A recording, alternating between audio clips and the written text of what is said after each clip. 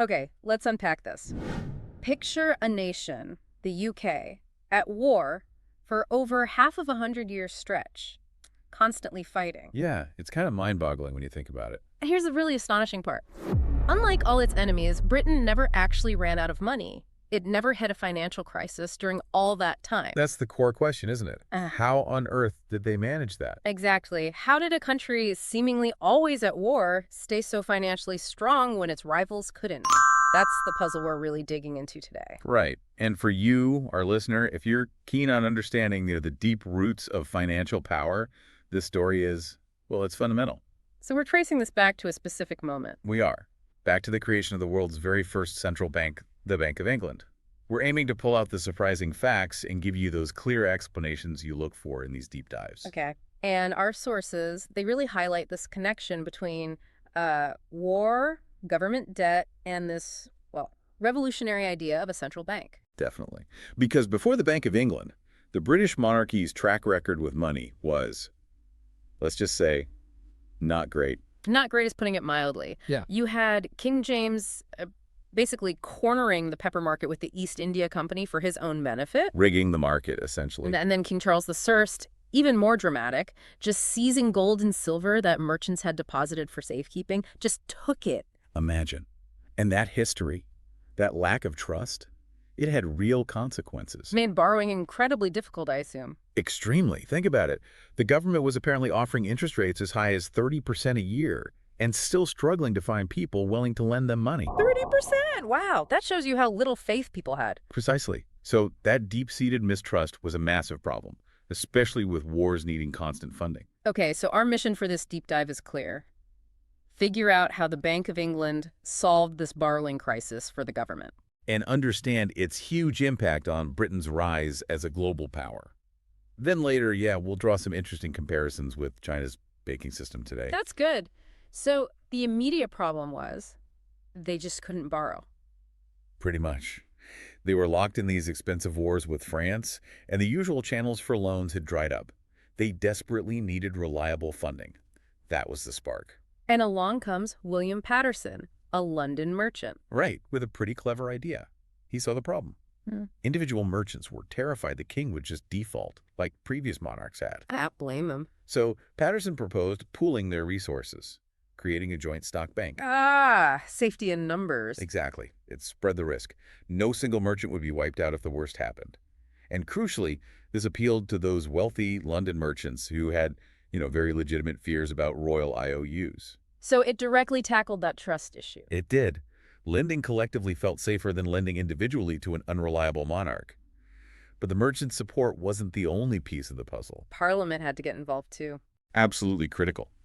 Parliament provided the legal muscle. They passed a law in 1694 that officially established the Bank of England. So it's a three-way thing. Merchants with the cash, the king needing the cash, and Parliament making it official and legal. A powerful combination. Yeah. It gave the whole thing stability and legitimacy. And how did they actually get the money together initially? Through selling shares, they aimed to raise £1.2 million, which was a huge sum back then. And did people buy in? Amazingly, yes. London merchants subscribed the entire amount in just 12 days. 12 days? That's incredible. Shows how much appetite there was for a safer way to deal with government finance. It really does. And here's the key. That entire £1.2 million was immediately lent to the government. The whole lot. A whole lot as a long-term loan. Yeah. And the interest rate was only 8% per year. Only 8%. Compared to the 30% they couldn't even get takers for earlier, the government must have been thrilled. Very satisfied. And crucially, the loan was secured. Specific government tax revenues were legally earmarked to guarantee repayment to the bank. Ah, so the bank had a guarantee. That makes sense. It wasn't just based on the king's promise anymore. Exactly. That legal guarantee, backed by Parliament and specific taxes, was vital. So the government got its cheap loan. What did the Bank of England get out of it besides the 8% interest? Well, this is where it gets really interesting. Parliament granted the bank some very significant privileges in return. The big one was the exclusive right to issue banknotes. Banknotes, like printing money. Essentially, yes. Paper money backed by the bank's credibility and ultimately the government's promise to repay the bank. And just like that, the world's first central bank was born. That power to issue banknotes must have been huge. It was transformative. It gave the bank influence over the money supply, laying the groundwork for what we now call monetary policy, even if they didn't think of it in those exact terms back then. So you might ask, okay, was this just another bank lending to the government? How was it different from, say, merchant banks already around? That's a really important distinction. Yes, there were other banks, but they mostly served private merchants, market customers. Right. The Bank of England was unique because the government was its primary customer. That was its whole reason for being initially. And that direct link, legally secured between the government's finances and private capital, that was the real game changer. That was the fundamental innovation. It also explains something people sometimes get confused about. Why were early central banks, like the Bank of England, privately owned? Right. Our sources point this out clearly. The government needed to borrow from private individuals and institutions. You need two separate parties to have a meaningful contract, the borrower and the lender. You can't really have a contract with yourself. Exactly. So having the bank as a legally distinct, initially private entity was necessary for that contractual relationship to work and build trust. And this whole setup created a kind of positive feedback loop. A virtuous cycle, yeah. It became an engine for Britain's growth. Reliable funding meant a stronger nation. Which could then trade more, expand, generate more wealth. Precisely. And more wealth meant more private capital available. Capital that became increasingly willing to lend back to the government via the Bank of England, because the government was now seen as a much safer bet. So, stronger nation, more money available, which makes the nation even stronger. It just kept reinforcing itself. And it wasn't just Brits lending anymore. Foreigners started seeing British government debt, facilitated by the bank, as a good investment. Is there a specific example that really shows this in action? The American War of Independence is a great one. Think about 1782. Britain is fighting not just the American colonies, but France, Spain, the Dutch Republic, a multi-front war. Sounds expensive. Hugely. Yet when the British government announced they needed to borrow £3 million by issuing bonds, Did they struggle? quite the opposite. The market response was overwhelming. People offered to subscribe a total of £5 million. Wow. They wanted to lend more than the government was even asking for in the middle of a massive war. Exactly. And apparently, an enemy politician at the time basically said, how can you beat a nation like this? They can just conjure money through this system. Their own countries were limited by whatever was in the state treasury. Once that was gone. Game over. Pretty much. Yeah. It shows that direct link between financial innovation and, well, geopolitical power. But hang on, it wasn't just the bank, right? Creating a central bank isn't like finding a magic money tree. No, absolutely not. It's not a panacea. The Bank of England's success wasn't in isolation. It was deeply tied into two other critical systems working alongside it. Okay, what were they? First, the political system. Specifically, Britain had a relatively mature parliamentary system by that time. We mentioned Parliament passing the law to create the bank. Yes, that was crucial for its establishment. But just as important, Parliament provided that ongoing legal guarantee. The guarantee that the government wouldn't just tear up the agreement. Exactly. People trusted Parliament, perhaps more than they trusted the king alone, to ensure debts were honored. That formal backing built essential public confidence. Okay, so the political system provided the trust framework. What was the second system? The national fiscal system, the tax system. Ah, right. We did a whole deep dive on British tax reforms previously. And those reforms were vital here too. They ensured the government had a relatively steady, predictable income stream year after year. Which made lending to them less risky. Precisely. It underpinned the government's creditworthiness. If lenders knew there was a reliable flow of tax money specifically earmarked for repaying debt, they felt much more comfortable lending in the first place. So it was really a three-legged stool: the innovative bank, the parliamentary guarantees, and the solid tax system. That's a great way to put it. All three working together. That's what really powered the bank's success and Britain's financial strength. Okay, that's a fascinating story about how the first central bank came about and why it was so effective. Now, you mentioned drawing some comparisons, shifting focus completely. Yeah, let's pivot. We've seen how history and specific institutions shaped Britain's financial power. Now, to get a broader perspective, let's jump across the globe and look at a very different system: contemporary banking in China. China's banking system. Okay. I mean, people probably know the big names, ICBC, Bank of China. Right, you hear the names. But the system itself is incredibly complex. We're talking over 4,000 banks in total. 4,000. Yeah. So do you really know the difference between, say, ICBC and maybe China Merchants Bank? Which one is better if you need a credit card versus a loan for a small business? Good point. It's probably not as simple as just picking the biggest name. Definitely not. So to make sense of it, we can roughly group Chinese banks into three main categories. Okay, what are they? First, you have the giants, the state-owned commercial banks. Then the joint stock banks, which have more varied ownership. And finally, the city commercial banks, which are much more local. Got it. State-owned, joint stock, city commercial. Let's start with the big ones, the state-owned banks. These are the ones most people recognize. ICBC, Agricultural Bank of China, ABC, Bank of China, BOC, China Construction Bank, CCB, and the Bank of Communications, BOCOM, is often included now. So the big five, sometimes big six. And they are truly massive, right? Dominant. They're state-controlled and together hold something like 40% of all financial assets in China. That state control obviously has huge implications for how money flows in the economy. And their size comes from history. Absolutely. Think about it. Yeah. From 1949 until the mid-1980s, these were basically the only banks in China. Wow, for decades. Yeah. So they built up these enormous branch networks. For older generations especially, that's just where you bank. There's a lot of inertia, established relationships. Plus, that implicit state backing makes them seem incredibly safe, which helps them attract huge amounts of deposits. But seem safe doesn't always mean completely risk-free. Well, exactly. There was a major financial fraud case back in 2014, the Pan Asia case. It involved wealth management products, sort of like investment funds, being sold through a Bank of China branch in Inner Mongolia.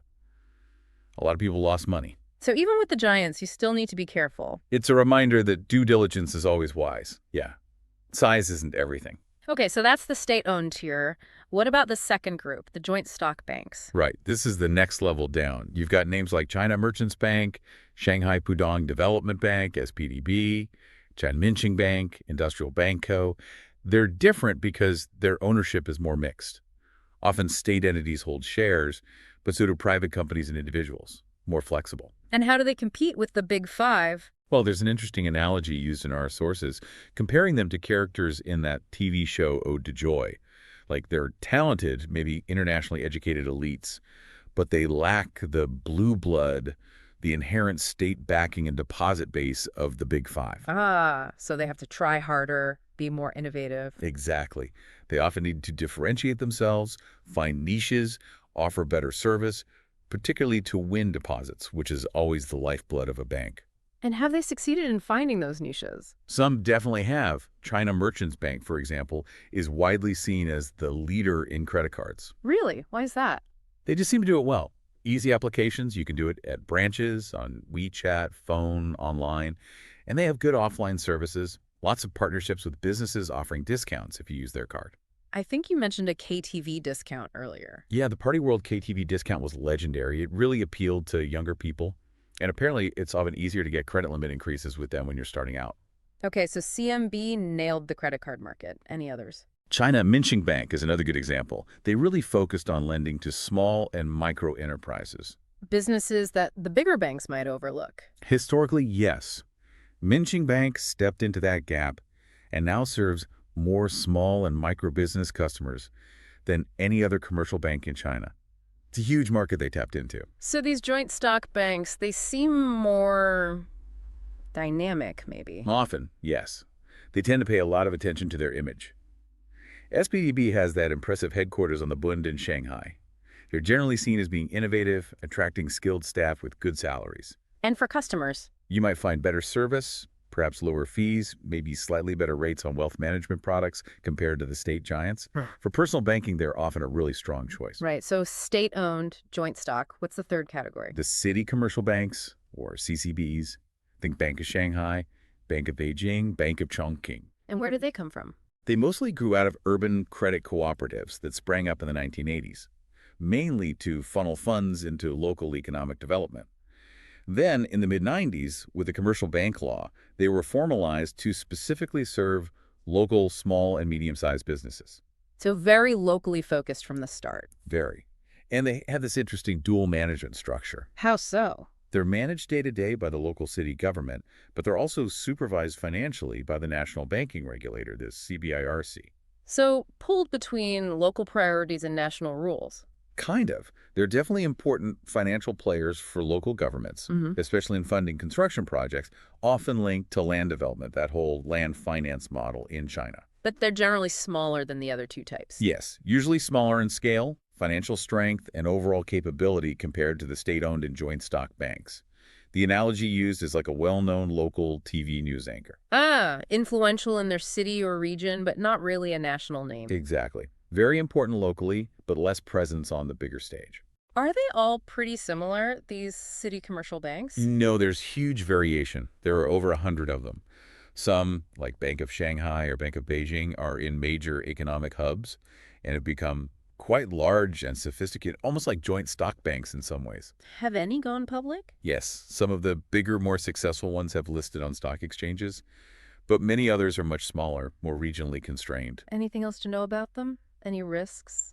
Well, because they often struggle to attract deposits compared to the bigger banks with vast networks, some sources suggest they might offer quite aggressive wealth management products with unusually high interest rates to pull in funds, So, potentially riskier investments being offered. potentially. It's definitely an area where you'd want to be discerning and really understand what you're buying. And we should also just briefly mention there are thousands of even smaller rural financial institutions, rural commercial banks, credit co-ops often supported by local governments, but they have much lower visibility.